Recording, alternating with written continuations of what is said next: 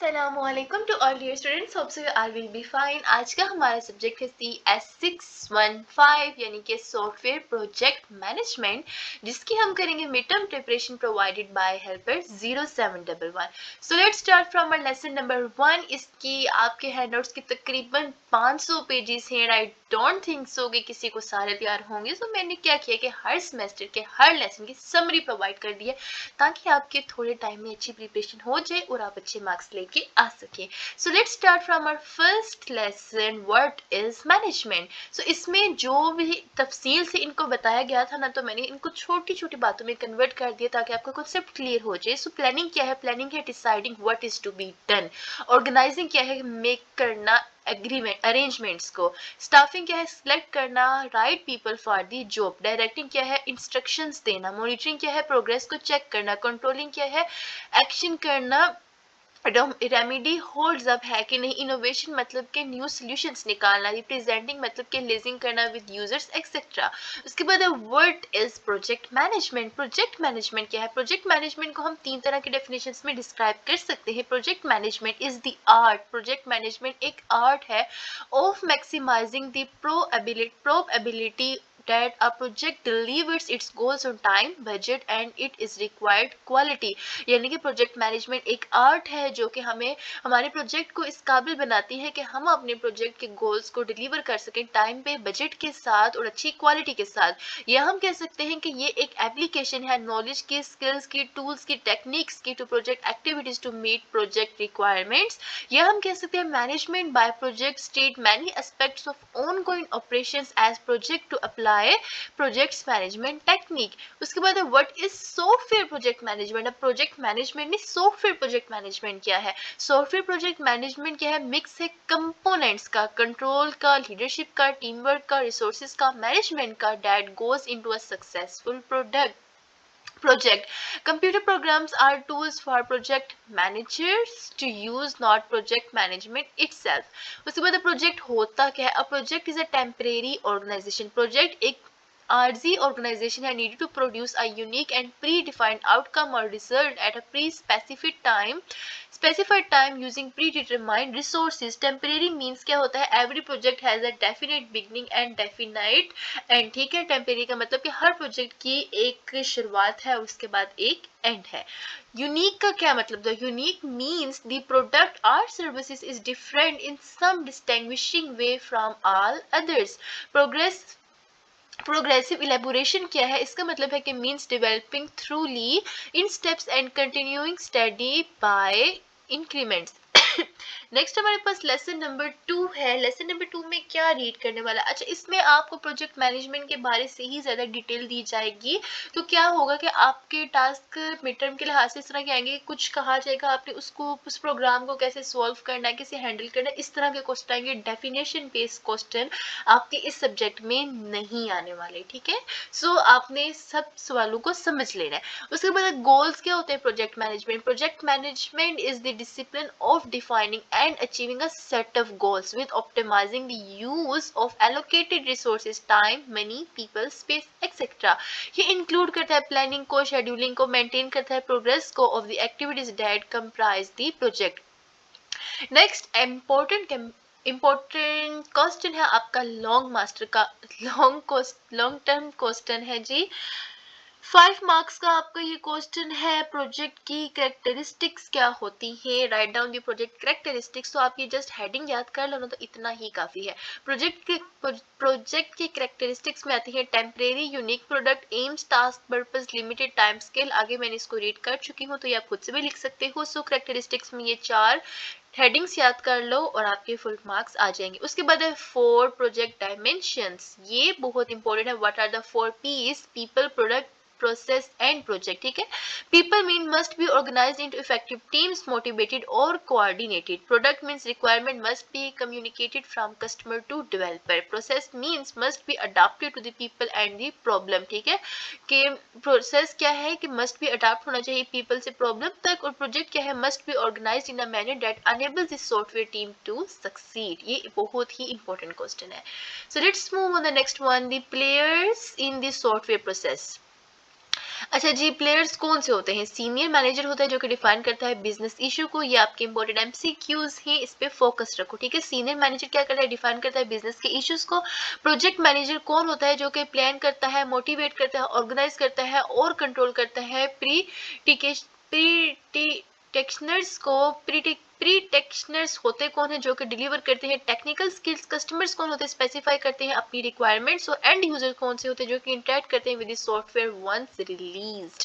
Next है जी team leaders. Project management is a people intensive activity है। The people management capability maturity model PMCMMM has help attract growing motivate deeply on retain talent. So here we are on lecture number 3, जिसमें आया है हमारा 80-20 rule. 80-20 rule is extremely important.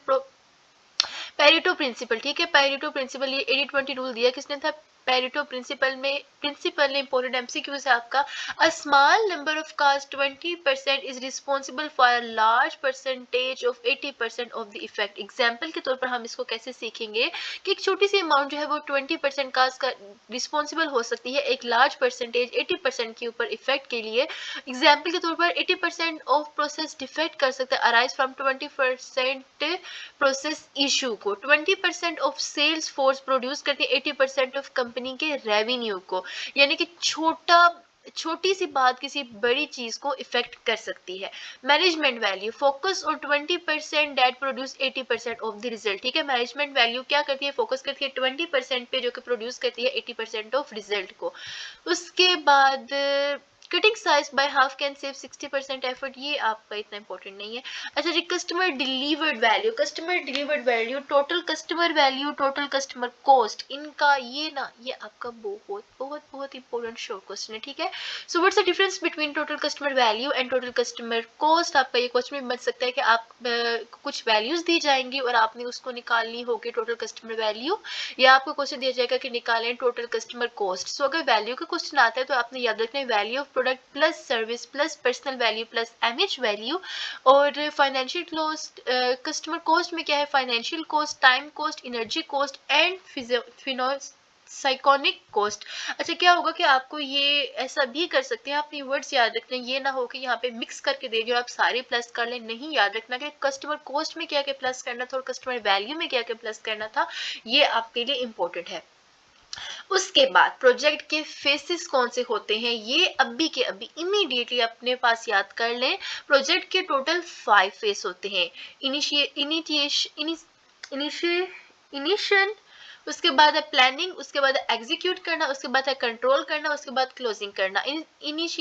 Initiation initiation में क्या होता है? Articulate करना, vision को एस्टेब्लिश करना, गोल को असेंबल करना, टीम को डिफाइन करना, एक्सपेक्टेशंस को और स्कोप को, ये सब किस में होता है? इनिटिएशन में। उसके बाद प्लानिंग में क्या करता है? रिफाइन करता है, स्कोप को आइडेंटिफाई करता है, टास्क को डेवलप करता है, शेड्यूल और बजट। एग्जीक्यूट में क्या करते हैं? हम अकॉम्प्लिश करते हैं गोल्स को, टीम को लीड करते हैं, प्रॉब्लम सॉल्व करते हैं और प्रोजेक्ट बनाते हैं। कंट्रोलिंग में हम क्या करते हैं? मॉनिटर करते हैं, चेंजेस को करेक्शंस बनाते हैं और एडजस्ट करते हैं शेड्यूल को। क्लोजिंग में क्या करते हैं? डिलीवर कर देते हैं प्रोजेक्ट को, एक्नॉलेज करते हैं रिजल्ट को और सक्सेस हासिल करते हैं। ये बहुत ही इंपॉर्टेंट आपका 5 मार्क्स का क्वेश्चन है। इमीडिएटली इसको आप याद कर लें, क्योंकि एज यू नो कि मिड टर्म में बहुत बुरा हुआ है कि चॉइस खत्म हो गई है, आपको 10 मार्क्स के लॉन्ग क्वेश्चन आ गए। It's truly so unfair. अच्छा, characteristics of project phases. Project phases की कैरेक्टरिस्टिक्स क्या होती है? Marked by completion of deliverable, tangible, verifiable work products. phases and reviews are called phases, exit stage gates and kill points। उसके बाद है जी characteristics of the project life, define beginning and end of the project, यानी कि project की life cycle की खसूसियात क्या है कि ये डिफाइन करती है। प्रोजेक्ट की शुरुआत और एंड को इन्वॉल्व करती है। टेक्नोलॉजी ट्रांसफर ऑन और हैंड ऑफ को फास्ट ट्रैकिंग करती है। और प्रोजेक्ट लाइफ साइकिल, इस प्रोजेक्ट लाइफ साइकिल में क्या है जी? Project is one phase of the product life cycle.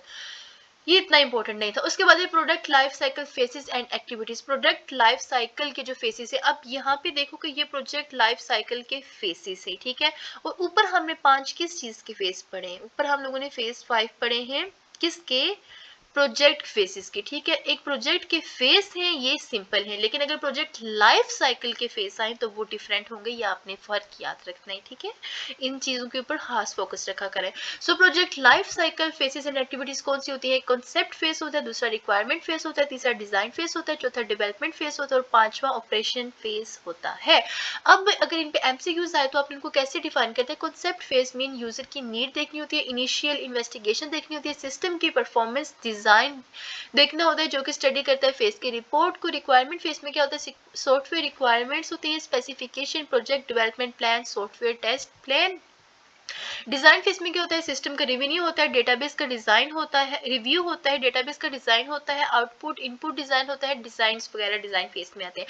Development face में क्या होती है जी? कोडिंग होती है, टेस्टिंग होती है, ट्रेनिंग होती है, यूजर एक्सेप्टेंस एंड रिव्यू वगैरह। ऑपरेशन फेस में क्या होता है? System change over, routine operation, system changes and enhancement.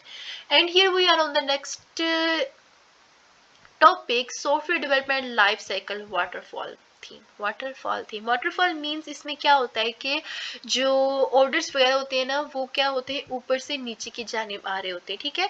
सो इसमें है कि जी software development life cycle a cycle of beginning, middle and link to new development activities. Code and fix method क्या होता है? Code and fix method early method होता है जो कि होता है नो क्लियर रिक्वायरमेंट्स के साथ और अनप्रिडिक्टेबल होता है, ठीक है। Code and fix method means एक ऐसा मेथड जिसकी कोई क्लियर रिक्वायरमेंट्स नहीं होती और ये हम इसकी कोई प्रिडिक्शन नहीं दे सकते कि फ्यूचर में इसका क्या होगा। फेस्ड मॉडल कौन सा होता है? वाटरफॉल मॉडल, ठीक है। अच्छा, वाटरफॉल मॉडल को फेस्ड मॉडल भी कहते हैं, ये आपका एमसीक्यू बन सकता है। ये क्या है? सिस्टमैटिक, इसमें ट्रांजेक्शन होती है from one phase two the next, ठीक है। Systematic transaction from one phase two another phase is called waterfall model. उसके बाद है रैपिड प्रोटोटाइपिंग। अच्छा, ये तीन जो एमसीक्यूज है ना ये आपके बहुत बहुत बहुत इंपॉर्टेंट है। रैपिड प्रोटोटाइपिंग में क्या होता है? Iterates in a mini development phase until to prototyping is developed. और स्पिरल मॉडल में क्या होता है? Iterates between requirements, design and implementation until the final system is complete, ठीक है। अगेन पढ़ती हूँ कि इसमें इटरेटेड क्या करते हैं? मिनी डेवलपमेंट फेज में होते हैं, यूनिट करते हैं अनटिल तब तक जब तक प्रोटोटाइपिंग डेवलप नहीं होती, ठीक है। जब तक प्रोटोटाइपिंग डेवलप नहीं होगी इटरेटर्स मिनी डेवलपमेंट फेज में रहेंगे। और स्पिरल मॉडल में क्या होता है? इटरेटर्स दरमियान होते हैं, रिक्वायरमेंट्स के दरमियान, डिजाइन के दरमियान और इम्प्लीमेंटेशन के दरमियान जब तक फाइनल सिस्टम कंप्लीट नहीं होता। सो लेसन नंबर 4 हमारा स्टार्ट हो रहा है, cost and cost management. Resource planning में क्या होता है? डिटरमाइन करते हैं रिसोर्सेज को। कॉस्ट एस्टिमेटेड में क्या होता है? कि डेवलप करते हैं अप्रोक्सीमेशन कॉस्ट को, बजट को देखते हैं। और कॉस्ट कंट्रोल में क्या होता है? Controlling changes to the project budget. ये तो आप खुद से भी कर सकते हो। उसके बाद है जी project with project management. Program, इसकी डेफिनेशन हो गई है। प्रोग्राम मैनेजमेंट की होती है the process of managing multiple ongoing project. Difference है जी, project is technical delivery, program relates design to business strategies. Types क्या होती है? अच्छा जी, प्रोग्राम की दो टाइप्स होती है इंपॉर्टेंट एमसीक्यू से। एक होता है मल्टी प्रोजेक्ट ऑर्गेनाइजेशन, उसके बाद होता है mega project. Multi project organisation में क्या होता है? मल्टीपल सिमिल्टेनियस प्रोजेक्ट शेयर्ड और शेयर्ड रिसोर्सेज होते हैं। मेगा प्रोजेक्ट में क्या होता है? One very large. मल्टी में बहुत ज्यादा सिमिल्टेनियस प्रोजेक्ट्स होते हैं और मेगा में सिर्फ एक ही प्रोजेक्ट होता है जो कि कंपोनेंट्स के साथ बनाया जाता है। नेक्स्ट है जी project success. 10 signs of project jeopardy. अच्छा जी, जिपार्डी में क्या होता है? जियोपार्डी में क्या होता है कि टोटल 10 साइंस होते हैं। 10 साइंस याद रख लें, आपके पास 10 तो नहीं आएंगे, 5 लिखने होंगे। सो स्पॉन्सरशिप लॉस्ट आप बोल सकते हो प्रोजेक्ट की जियोपार्डी के तौर पे। स्पॉन्सरशिप लॉस्ट हो सकती है, यूजर रेसिस्टेंस हो सकती है, डेडलाइन अनरियलिस्टिक हो सकती है, चूजन टेक्नोलॉजी चेंज हो सकती है, चेंज मैनेजमेंट पुअर हो सकती है, प्रोडक्ट स्कोप पुअरली डिफाइंड हो सकती है। ये प्रोजेक्ट की फेलियर होने की सक्सेस बात हो सकती है। 5 part common sense approach. 5 part common sense approach कौन सी है? Start on the right foot, maintain momentum, track progress, marks, make smart decisions, conduct a post mortem analysis. Important 5 marks का क्वेश्चन है। प्रोजेक्ट के बैरियर्स कौन से होते हैं? पुअर कम्युनिकेशन हो सकती है, डिसएग्रीमेंट और पुअरली डिफाइंड प्रोजेक्ट गोल्स होते हैं। ये बैरियर है प्रोजेक्ट के। लेसन नंबर 5 के ऊपर हम लोग आगे हैं 3 factors, time, cost and performance. Triple constraints क्या होता है? Project scope, time and cost. Triple constants मतलब प्रोजेक्ट का स्कोप, टाइम और कॉस्ट। प्रोजेक्ट सक्सेस क्या होती है? Completing deliverable on time, within budget and acceptable quality. Project management demand diamond क्या होता है, time, cost, scope, quality with customers expectations as central theme. उसके बाद प्रोजेक्ट मैनेजमेंट स्किल, लीडरशिप होती है, लीडरशिप आपको पता ही है। कम्युनिकेशन में क्या होता है, exchange of information with high probability to intended message. Negotiating में क्या होता है, कॉन्फ्रेंस करना, to come to terms, to reach agreement. Problem solving ये आपको आती है, आप खुद से भी कर सकते हो।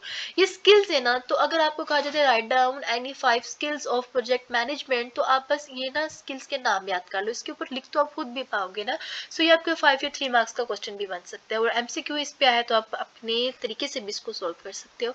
उसके बाद जो टीम लीडर क्या होता है, leadership is the process in which an individual influence कर होता है ग्रुप के मेंबर्स को टुवर्ड्स अटेनेबल ग्रुप और organisation goals. Influence can be command और कंट्रोल और guiding the facilities, facilitating. Leader और मैनेजर्स क्या होता है, leadership is the path finding, management is the path following. Important, बहुत इंपॉर्टेंट डिफरेंस है कि लीडरशिप और मैनेजमेंट में क्या फर्क होता है। लीडरशिप में हम पाथ को फाइंड करते हैं, मैनेजमेंट में हम पाथ को फॉलो करते हैं। Management is about doing things right, management का मतलब है कि थिंग्स को राइट करना। Leadership is about doing the right things, ठीक है। कितना कितना कितना क्लियर सा डिफरेंस है। मैनेजमेंट में क्या है कि about doing things right, management में चीज़ों को ठीक करना है, is about doing the right things, यानी कि मैनेजमेंट में हमने ये करना होता है कि चीज़ों को ठीक करना है, और लीडरशिप में हमने चीज़ों को ठीक कर रहे हो, डूइंग थिंग्स राइट, यानी कि डूइंग थिंग राइट्स मतलब कि चीज़ों को अच्छे से करना। Leadership is about doing the right things. Leadership means, English में क्लियर है, मुझसे उर्दू में क्यों नहीं ये क्लियर हो रहा, यानी कि राइट थिंग्स को करना, करना और कर रहे होना का फर्क है, ठीक है। कर रहे हो और करना का फर्क है। उसके बाद डिफरेंसेस क्या होते हैं जी, क्वार्टर की जानिब से प्लानिंग, बजटिंग, एस्टैब्लिशिंग डायरेक्शन होती है। ये इतना इंपॉर्टेंट नहीं है, so I am gonna leave it.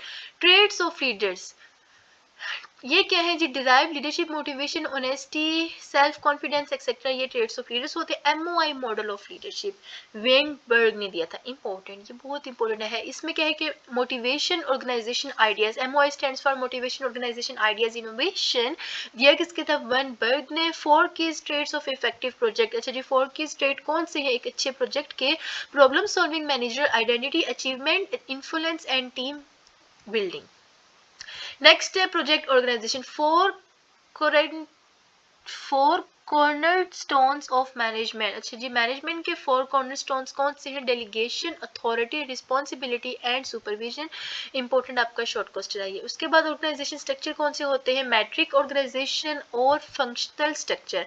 Matrix organisation में क्या होते हैं, blend of fundamental and projectized advantages, more expertise होती है, फ्लेक्सिबिलिटीज होती है, और डिसएडवांटेजेस क्या होते हैं, फीवर मैनेजमेंट मेयर्स होती है, लोअर स्टाफ लॉयलिटी होती है।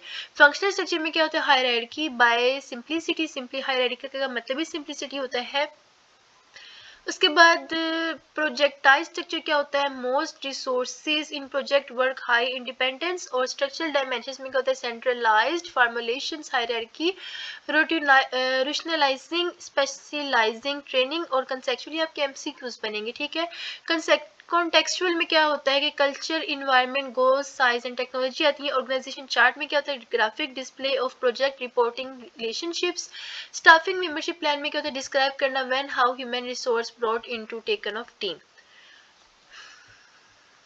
नेक्स्ट लेसन नंबर 7 से हमारे पास पहले इवेल्युएशन ऑफ सॉफ्टवेयर है। ये सॉफ्टवेयर की कुछ स्टेजेस हैं जो कि आपके एमसीक्यूज के लिहाज से इंपॉर्टेंट हैं, तो इनको आप जरूर रीड कर लें, ठीक है। स्टेज नंबर 1 स्टार्ट हुई थी 1950 से, या आपने जरूर याद रखना है कि स्टेज नंबर 1 स्टार्ट हुई थी 1950 से। Corporate academic uses custom software maintain by hardware manufacturer. Stage 2 में क्या हुआ था, 1960 से 1970 तक चली थी। शिफ्ट टू प्रोडक्ट सॉफ्टवेयर किया गया था। मल्टी यूजर सिस्टम हुए थे। इमरजेंस ऑफ सॉफ्टवेयर मेंटेनेंस, ठीक है, सॉफ्टवेयर मेंटेनेंस की ज्यादा डिमांड बढ़ी थी। स्टेज 3 में क्या हुआ था, whispered micro processes high speed हो गया था, नेटवर्क कंप्यूटर्स हो गए थे। स्टेज 4 में क्या हुआ था, 1990 में ये स्टार्ट हुई थी।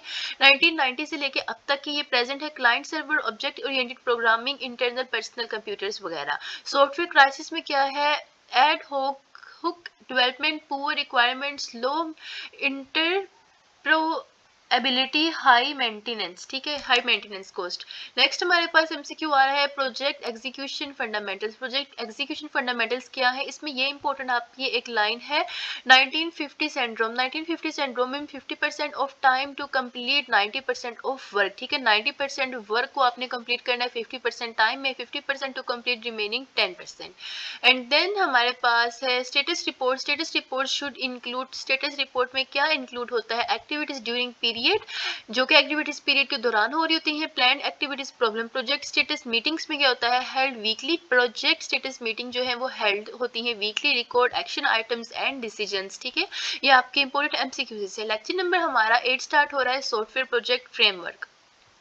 सॉफ्टवेयर प्रोजेक्ट फ्रेमवर्क क्या करता है, कनेक्ट करता है ट्रेडिशनल प्रोजेक्ट मैनेजमेंट को सॉफ्टवेयर इंजीनियरिंग के साथ, फोकस करता है प्लानिंग, कॉर्पोरेटिंग और कम्युनिकेटिंग में। SDLC software development life cycle. Software development life cycle divides project into phases to manage complexity.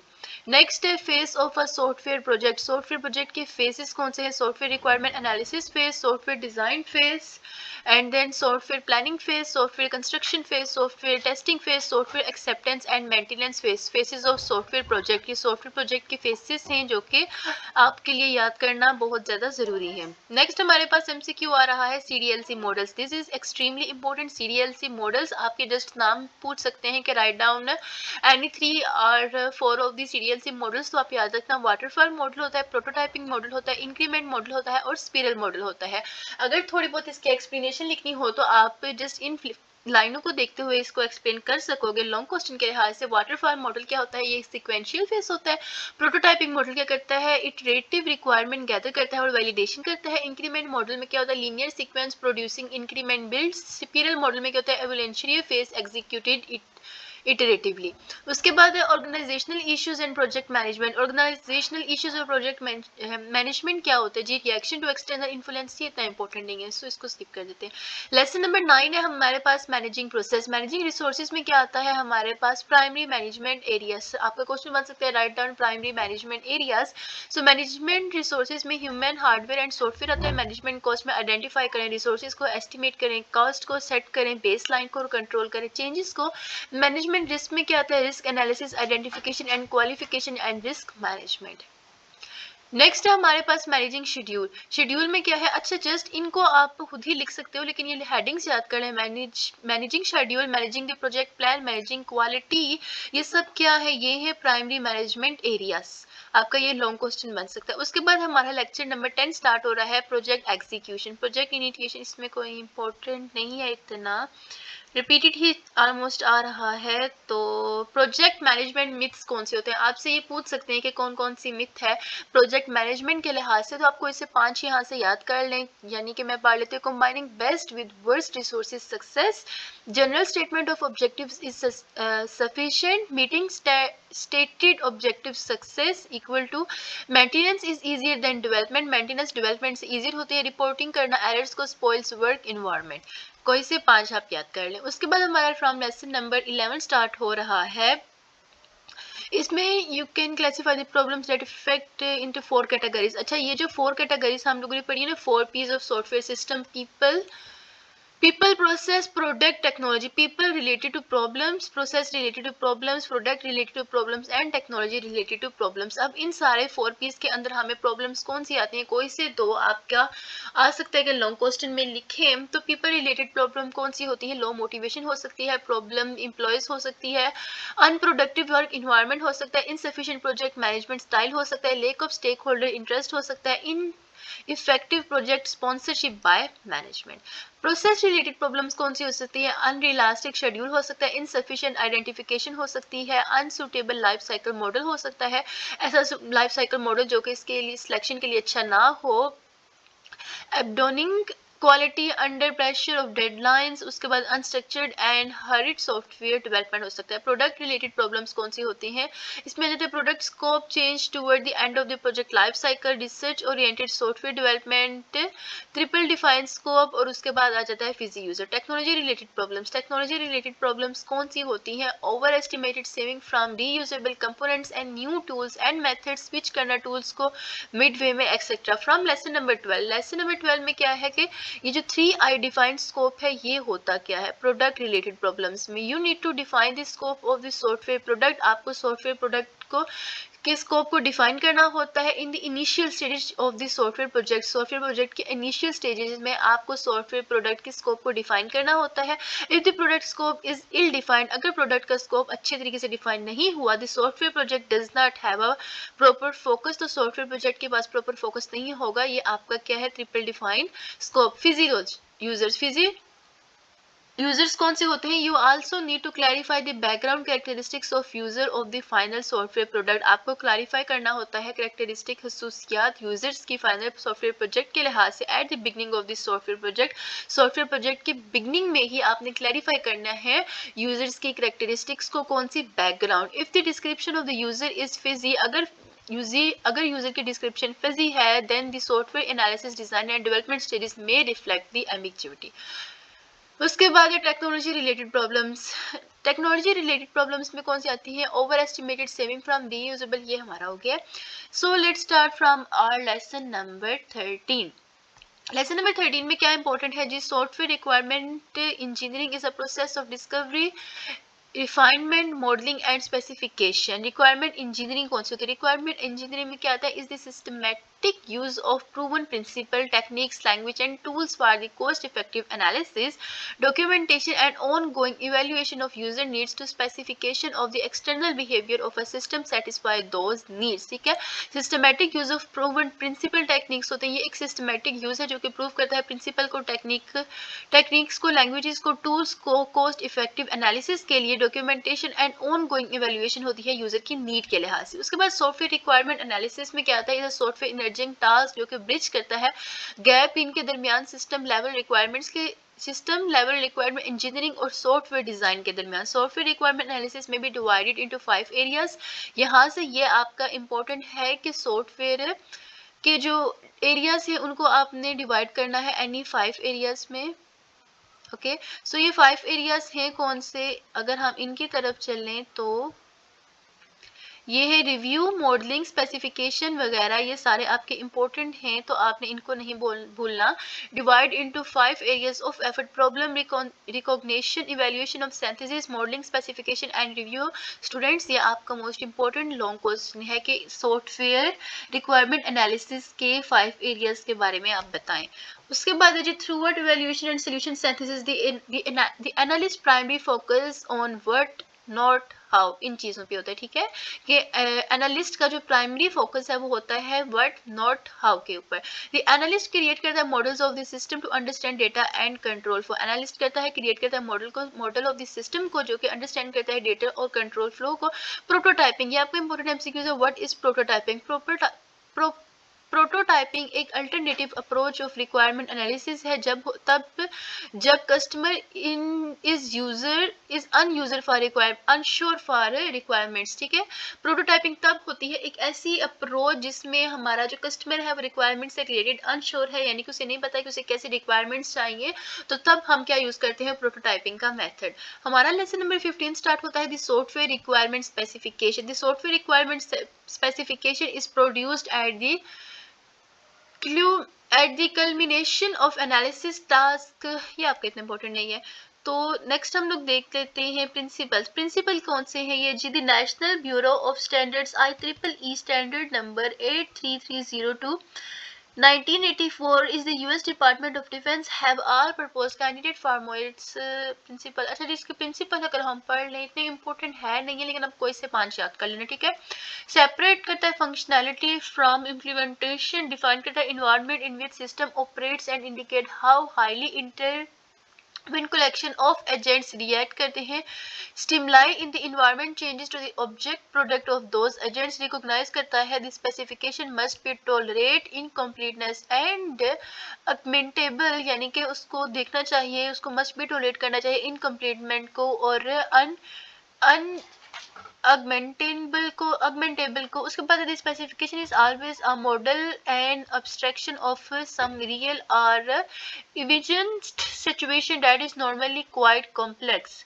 ये आप कोई से इतना इंपॉर्टेंट नहीं है तो आप कोई से 5 इसको पढ़ लेना, ठीक है। नेक्स्ट हमारा इंपॉर्टेंट है जी द इंफॉर्मेशन डिस्क्रिप्शन। ओके, ये आपका यहाँ से थोड़ा इंपॉर्टेंट आ रहा है। The information description, information description क्या करती है, प्रोवाइड करती है detail description of the problem software must solve, ठीक है। इंफॉर्मेशन डिस्क्रिप्शन क्या करती है, प्रोवाइड करती है डिटेल डिस्क्रिप्शन प्रॉब्लम की that the software must solve, जो कि सॉफ्टवेयर को मस्ट भी सोल्व करनी चाहिए, और वो उसकी डिस्क्रिप्शन को एक्सप्लेन करने वाले क्या कहलाते हैं, इंफॉर्मेशन डिस्क्रिप्शन। उसके बाद फंक्शनल डिस्क्रिप्शन, ये भी बहुत ज़्यादा इंपॉर्टेंट है। A description of each function, function description क्या है कि एक डिस्क्रिप्शन हर फंक्शन के जो कि रिक्वायर करे to solve problem is presented in the functional description, ठीक है। यानी कि एक ऐसी डिस्क्रिप्शन हर फंक्शन की जो कि इस प्रॉब्लम को सॉल्व करे वो प्रेजेंट होती है फंक्शनल डिस्क्रिप्शन के अंदर। उसके बाद बिहेवियर डिस्क्रिप्शन, बिहेवियर डिस्क्रिप्शन कौन सी होती है, behaviour description section of the specification examine the operation of the software as the consequences of external events and internally generated control characteristics. Behaviour description select करती है specification examines of the operation software, ताकि हम ये फायदा दे सके external events में और internally हम जनरेट कर सके कंट्रोल कैरेक्टरिस्टिक्स को। उसके बाद है वैलिडेशन क्राइटेरिया। वैलिडेशन क्राइटेरिया मतलब कि is probably the most important, ये शायद बहुत खास और ironically the most often neglected section है of the software requirement specification का। उसके बाद final the specification includes bibliography and appendix. And पे क्या करता है, स्पेसिफिकेशन इंक्लूड करती है बिब्लियोग्राफी को और अपेंडिक्स को। अगला हमारा लेसन नंबर 16 है डिजाइन मैनेजमेंट। डिजाइन में मैनेजमेंट एस्पेक्ट्स कौन से होते हैं, इसमें हमारे मैनेजमेंट एस्पेक्ट्स आ जाते हैं major design styles, object structure, data structure. उसके बाद फाउंडेशनल डिजाइन आ जाते हैं जिसमें इंफॉर्मेशन हाइडिंग होती है, एब्स्ट्रैक्शन होती है और इनकैप्सुलेशन होती है, इनहेरिटेंस होती है, basic algorithms and data structures include है।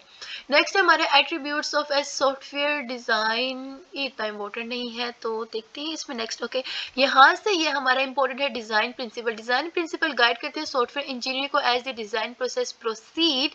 डिजाइन कॉन्सेप्ट क्या कहते हैं, प्रोवाइड करते हैं basic criteria of for design quality.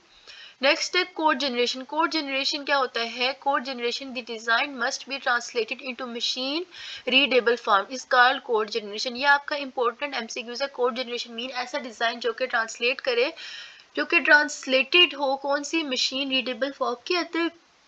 Testing, testing में क्या होता है, once code has been generated, जब आप कोड को जनरेट कर लोगे प्रोग्राम टेस्ट करेगा बिगिंस को, प्रोग्राम टेस्टिंग स्टार्ट हो जाएगी। उसके बाद की फीचर्स ऑफ डिजाइन। डिजाइन के की फीचर्स कौन से होते हैं, की फीचर्स में इसके आ जाते हैं स्पोर्ट, या आप आगे खुद से भी लिख लेना, लेकिन आपको क्या करना चाहिए, इसकी हेडिंग याद होनी चाहिए। दोस्तों डिजाइन के की फीचर्स में आता है scope, modularity, information hiding and functional independence. Standard design approaches. Standard design approaches कौन सी होती है, exceptional heading, localisation, portability, reuse, input output होती है, मेमोरी मैनेजमेंट होती है और परफॉर्मेंस होती है। ये आपका 5 मार्क्स का एक इंपॉर्टेंट क्वेश्चन आ गया, ठीक है। उसके बाद कंस्ट्रक्शन। कंस्ट्रक्शन में क्या होता है, कंस्ट्रक्शन के टोटल 1 2 3 4 फेजेस होते हैं। Coding practice, data related concept, data usage, guidance and uses construction tools. Coding practice में क्या आता है, नेमिंग आता है, लेआउट आता है एंड डॉक्यूमेंटेशन आता है। उसके बाद हमारा डेटा रिलेटेड कॉन्सेप्ट्स में क्या आता है, scope, resistance, binding time. Data usage guidance में क्या आता है, बाइट्स और एरेज आते हैं। यूज ऑफ कंस्ट्रक्शन टूल मतलब कि programming environment, group work, support and code libraries generator. Software configuration management. Software configuration manage SCM की फुल फॉर्म याद रख लें, यहाँ पे MCQs बन सकते हैं। SCM stands for software configuration management task care of changes in the software processes. SCM identify करता है कंट्रोल्स को, ऑडिट्स को, रिपोर्ट्स को, मॉडिफिकेशन जो कि अकर होती हैं during software developments. SCM help करता है मेंटेन करने के लिए integrity of configurable items produce during software development.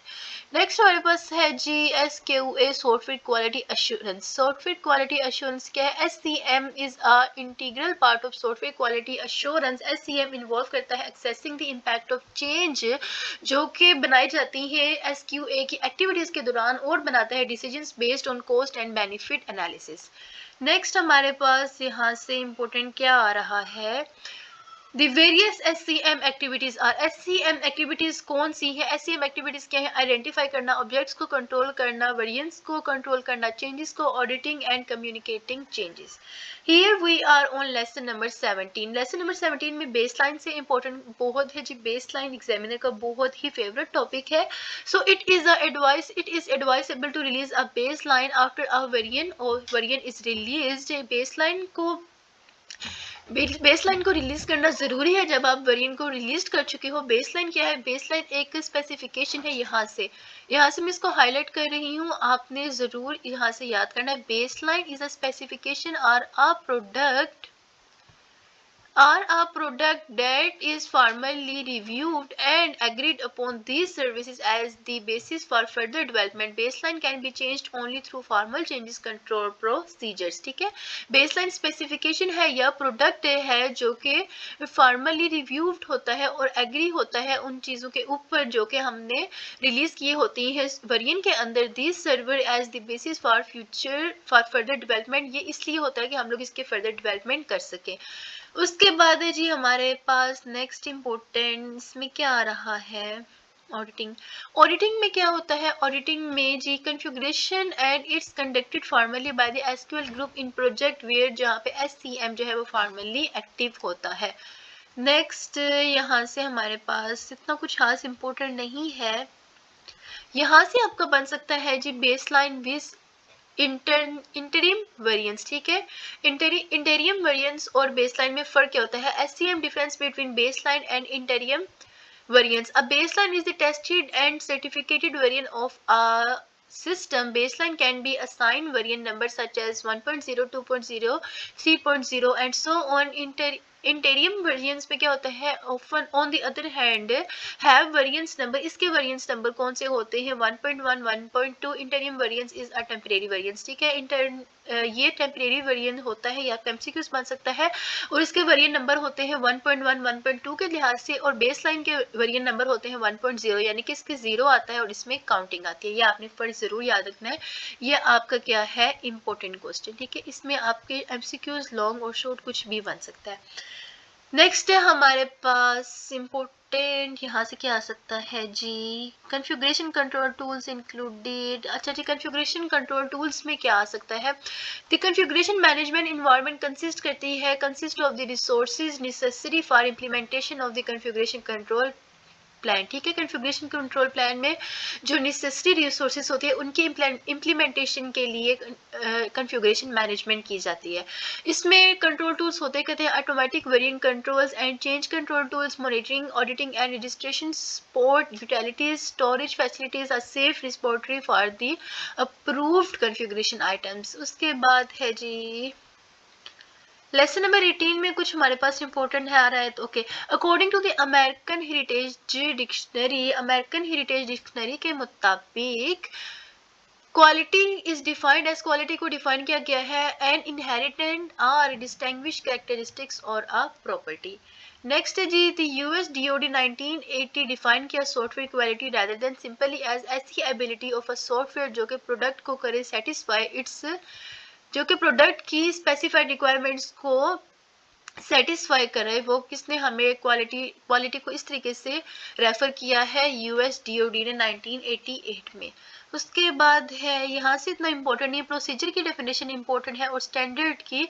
Standards जो है वो क्राइटेरिया है जिसके अंदर प्रोडक्ट्स जो है वो कंपेयर्ड होते हैं। For example there may be standard that grown the quality review process. Procedure क्या है? एक क्राइटेरिया है to which the development and control processes compared होते हैं।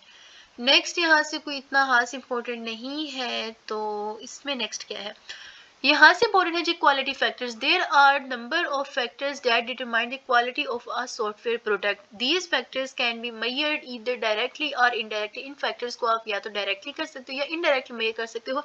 एमसी कॉल इंपॉर्टेंट है। McCall MCC 777 and his colleague ने proposed किए some software quality factors based on 3 most important aspect of software product. So ये आपका long question बन सकता है कि एमकॉल और इसके कोलीग्स ने कौन से सॉफ्टवेयर क्वालिटी फैक्टर्स किए थे जो कि 3 सबसे ज्यादा इंपॉर्टेंट थे।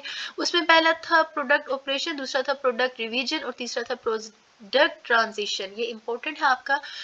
तो प्रोडक्ट ऑपरेशन फैक्टर्स क्या होते हैं? प्रोडक्ट ऑपरेशन फैक्टर्स डिटरमाइन करते हैं क्वालिटी ऑफ सॉफ्टवेयर जब प्रोग्राम जो है वो एग्जीक्यूट हो जाता है।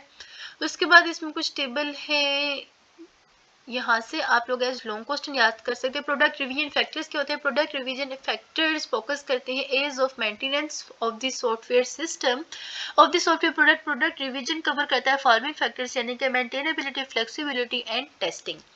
नेक्स्ट है जी हमारे पास प्रोडक्ट ट्रांजिशन फैक्टर्स। इसमें क्या होता है? प्रोडक्ट ट्रांजिशन फैक्टर्स डिटरमाइन करते हैं quality of the program that are design for, जो कि ओपन सिस्टम के लिए डिजाइन होते हैं। प्रोडक्ट ट्रांजिशन फैक्टर्स क्या हुए जी हमारे पास? पोर्टेबिलिटी, रीयूजेबिलिटी, इंटर इंटरऑपरेबिलिटी और कन्फ्यूग्रेशनबिलिटी एंड एक्सपेंडेबिलिटी। उसके बाद है यहाँ से इसकी कुछ डिटेल है, इतना इंपॉर्टेंट नहीं है, लेकिन बस आपने क्या कर लेना, इन तीनों फैक्टर्स के नेम याद रख लेने, ये इंपॉर्टेंट है क्योंकि ज़्यादा डिटेल में क्वेश्चन नहीं आते, टाइम शॉर्ट होता है 50 मिनट्स का। So that's it for today. इंशाल्लाह आपका पेपर बहुत अच्छा जाएगा, आपने सही से तैयारी करनी है। Best of luck from me, Allah करे बहुत अच्छा जाए आपका पेपर। स्टे कनेक्टेड एंड अल्लाह हाफिज़।